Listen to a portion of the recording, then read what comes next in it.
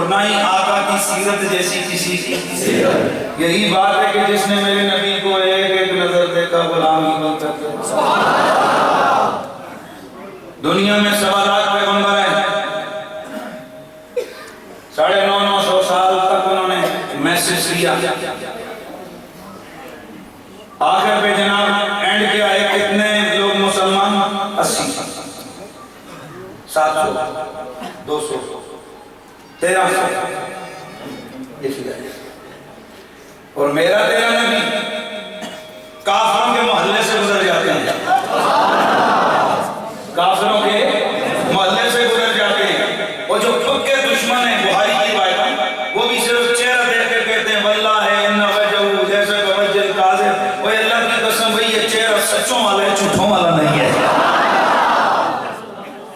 इतो पता लग गया एक चेहरे का भी कोई कंसेप्ट होता है।